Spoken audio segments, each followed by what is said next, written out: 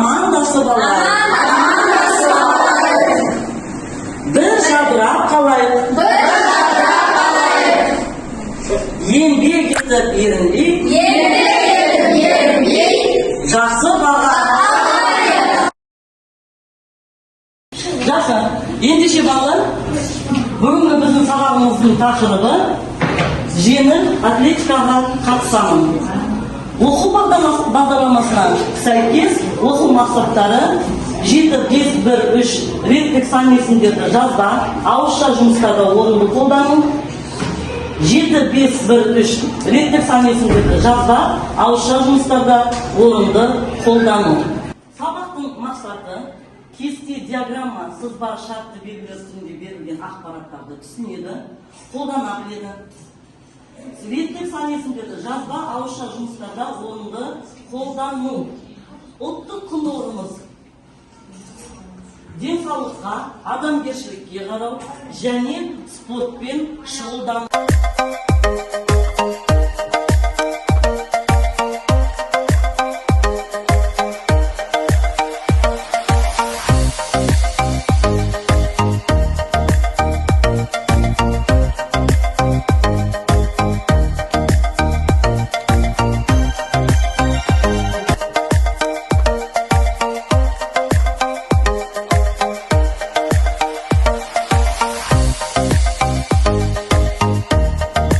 Сабағымыздағы жаңа сөздермен жұмыс.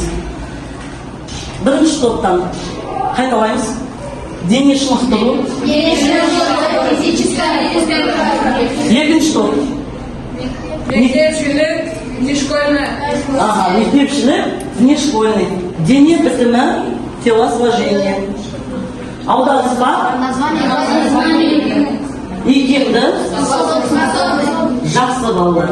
Ендеше, балалар, бірінші тапсырма, оқулыққа қараймыз. Сіздер алдыңызға дескрипторлар берілді. Әр тапсырманың өзінің дескрипторлары бар. Сол бойынша жұмыс жасап отырамыз. Берілді ме ақпараттан? Соған бірінші тапсырмамыз бізде. Спорттың қай түрін, қандай спортшыларды білесіңдер? Бірінші топ, Вен диаграммасы арқылы қолдайсыздар. Екінші топ, жүгіру тобы сіздерге Т кестесі бойынша қолданамыз, тапсырманы орындаймыз. Үшінші топ, ішінен сыртынан әдісі бойынша тапсырманы орындаймыз. Сіздерге тапсырма түсінікті ме? Ішінен сыртынан дегенде спорт түрін жазамыз және спортшыларды жазамыз. Ішіне спорт түрі, сыртынан спортшылар. Ішінен сыртынан деп сыртсасамыз. Қалай пайдаланамыз сабақтан? Екі домбыра сызамыз, екеуінің орта қасиетін табамыз. Спорт түрі қандай спорт? Бір спорт түрін алыңдар. Мысалы, жеңіл атлетика мен ауыр атлетика дейді. Сіздерге Т кестесін сызамыз. Сызамыз. Бір шетінен спорттың түрін, бір шетінен спортшылардың түпнесін жазамыз. Спорт түрлерін жазады және спортшыларды анықтап жазамыз. Қай спортшы, қай спорт түрінен екен? Екі балдан 4 балл. Түсіндік қой? Тапсырма басталды.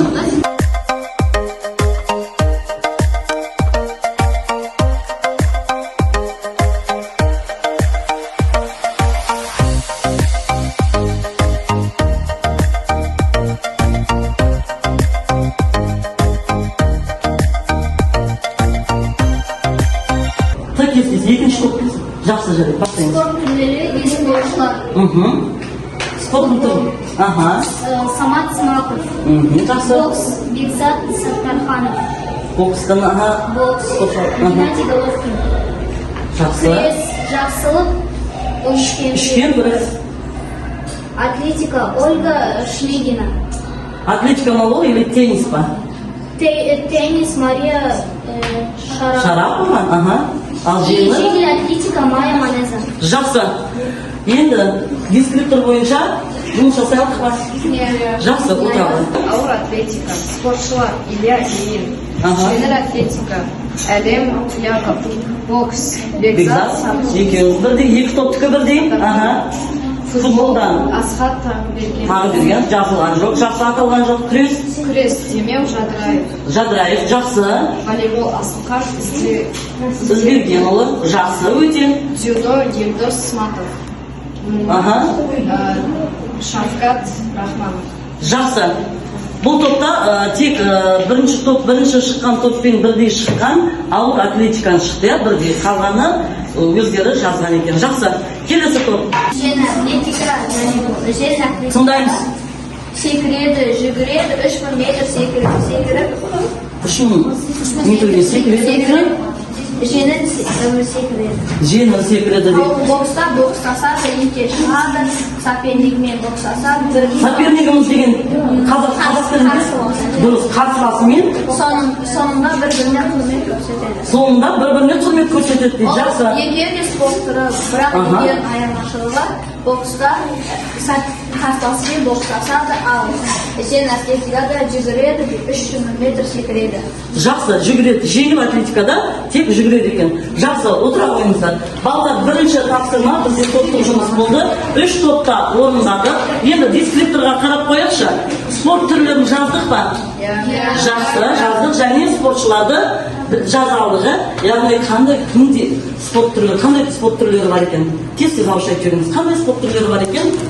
Жеңіл атлетика, Жеңіл атлетика, ауыр атлетика, бокс, футбол, жақсы балалар, өте жақсы. Соның ішінде бүгінгі біздің тақырып ендеше сол бізде кім екен? Жеңіл атлетика екен бүгінгі сабағымыз. Жұптық жұмыс балалар. Біз өзіміздің жұбымызбен жұмыс жасаймыз. Әр топта өздерінің жанындағы жұптарымызбен жұмыс жасаймыз. Ол жерде бізге екінші тапсырма не берді? Сурет бойынша мәтін құралды. Бұл сурет бойынша мәтін құрағанда жаңа сөздерді қатыстырып, сурет бойынша мәтін құраймыз. Бұл жерде дискриптор 2 балл беріп тұр, мәтін жазамыз, жаңа сөздерді қатыстырамыз. Хорошо? Түсінікті ғой? Жақсы жарайды. Бастаймыз. Бұны қосымша дәптерлеріңізге орындасаңыздар болады.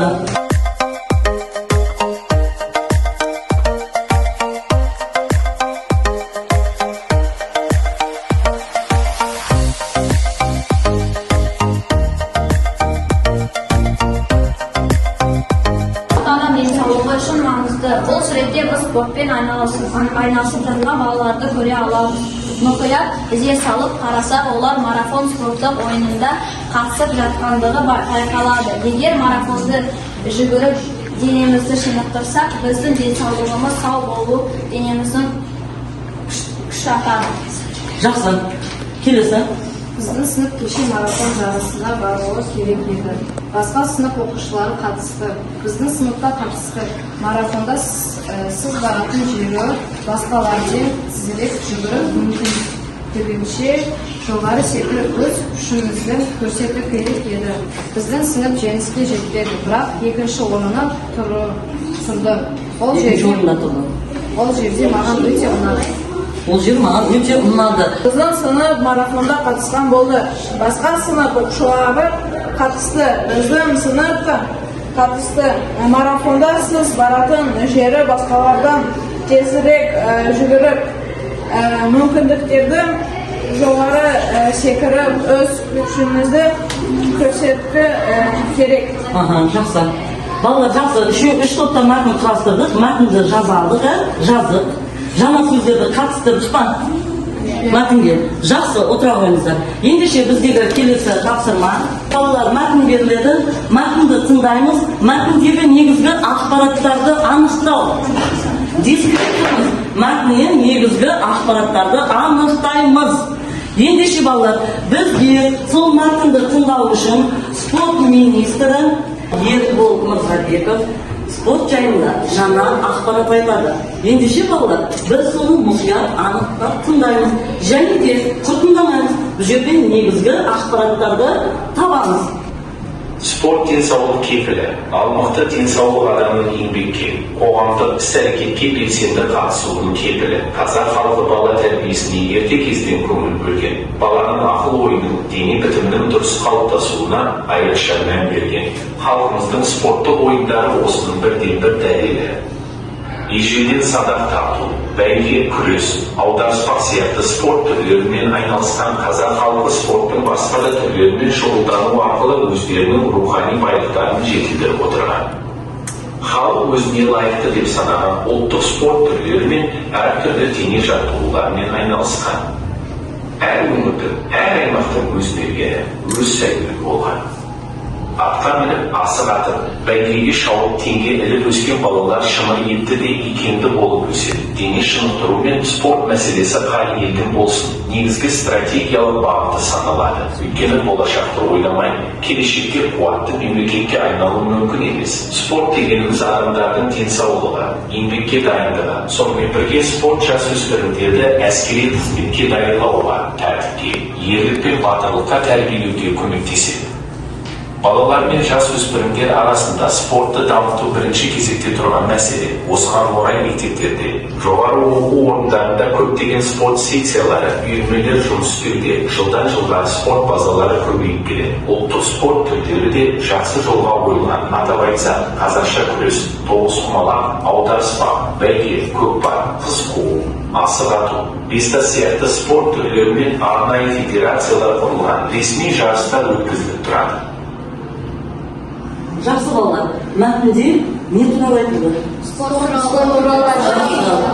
жайында айтылды. Енді осы мәтіндегі негізгі ақпараттарды анықтайықшы.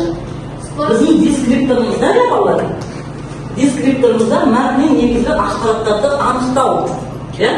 Қане басыз? Негізгі ақпараттарды анықтайықшы. Мәтіндегі. Жақсы, спорт денсаулық. Ұлттық ойындар. Өте дұрыс. Қандай ұлттық ойындардың түрлерін айтты? Бәйге, қадақ, күрес, көкпар, бокс, волейбол, футбол. Айтылды ма? Жақсы, өте жақсы. Ендеше, бірінші тапсырма. Енді осы мәтін бойынша фокус формуласын қолданып, өз пікірімізді айтайықшы.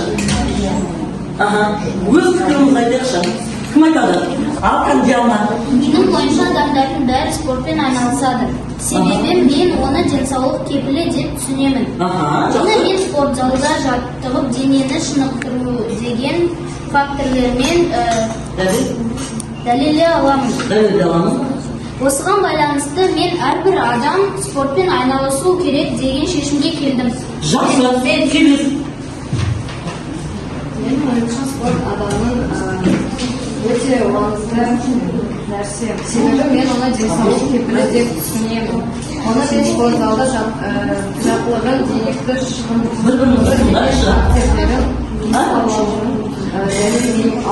дәлелдей аламын. Жақсы. Осыған байланысты мен әрбір адам спортпен байланысу керек деген шешімге келдім. Жақсы. Өте жақсы балалар. Біз фокус формуласын қолданып өз пікірімізді дәлелдеп айта алдық.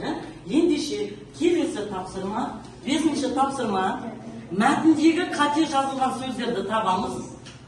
Мәтіннен реттік сан есімдерді табу. Дескриптор бізге 2 балл берілді.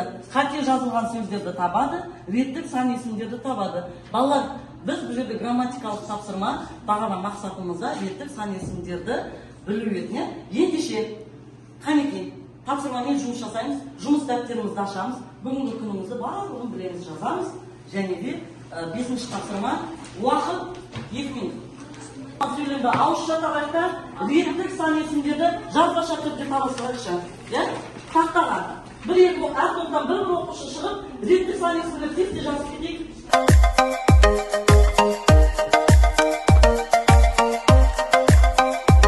Інші деген жұмақтар жалғанған сан есімдерді реттік сан есімдер дейміз. Нешінші? Дұрыс, келі ғой.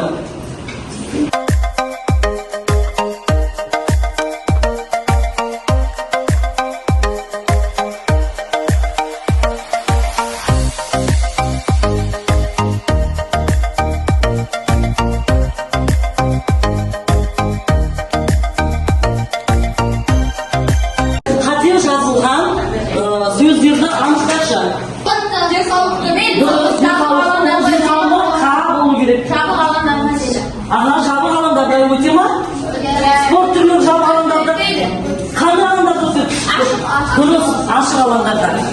Жақсы балалар. Енді қате жазылған сөздерді таба алдық. Таптық па? Реттік санесіндерді жаздық па? Жаздық. Жұмыс дәптерімізге жазып алдық па? Жақсы, өте орынды. Шартты белгілер арқылы спорттың түрлерін анықтаймыз. Кім шығады? Кел, бірінші Рамазан қол көтерді. Шахмат фигурасы. Келесі. Коньки тебу. Өте жақсы. Келесі.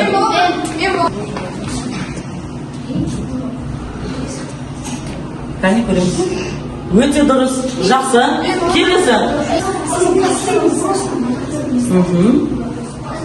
Бұл не? Дұрыс. Екен көрейік. Өте дұрыс. Жақсы.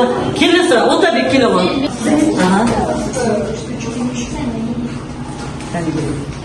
Өте жақсы балалар. Шартты белгілерді біз анықтай алдық. Енді келесі тапсырма бізде сұраққа дұрыс жауап беру. Және қандай медаль алды? 3 алтын, 5 күміс, 9 қала. Кәнеке көреміз. 9 қала. 2016. Тағы көреміз. Дұрыс па? Алтын. Бір алтын. 2 күміс. Қанша? Қола болды. 5 қола. Келе ғой, көре ғой. Жауабын көрейік. Наным бассам, айналдырсам шығады өзі. 1 алтын, 3 күміс, 3 қола. Дұрыс па балалар? Дұрыс емес. Қайсыңыз? 2020. 2020. Кім шығады? 2020 жылы Қазақстан қанша және қандай медаль алды? 2 алтын, 3 күміс. Қанша қола? Алыңыз, көп. Алтын күміс бар ма екен? Жоқ балалар. Ол жылдары бізде алтын да күміс те қоржынымызға түспеген, 8 қола ғана түседі. Ал 2016 жылы Қазақстан қанша және қандай медаль алды? Жоқ па жауап? 3 күміс, 5 алтын, Соңғы 2 Ал енді көре ғой. 3 алтын, 5 күміс, 9 қола екен. Шапастықты тапсырма, сөздерді сәйкестендіріп, сөз тіркестерін құрау. Сабағымыздың тақырыбы жеңіл атлетика болды. Біз балалар сабағымызға, мақсатымызға жете алдық па? Сабақтағы мақсат бойынша жұмыс жасадық па? Кесте бойынша жұмыс жасалды ма? Диаграмма, сызба, шартты белгілі түрінде берілген ақпараттарды түсіндік па? Жақсы. Қолдана аламыз ба? Жақсы. Ал енді мәтіннен реттік санесіндерді таба алды. Жақсы. Бұл жазбаша және ауызша сөздерде орынды қолдана алды. Көп құндылығымызды дәрістей отырып, бүгінгі сабақтан алған әсерлерімді, яғни кері байланысты барлығын түсіндім, түсінбедім, енді түсінемін. Түсінбедім қызыл түстен, енді түсініп келемін. Асыл түсті барлығын түсіндім дегенге бетіне қоржынға саламыз.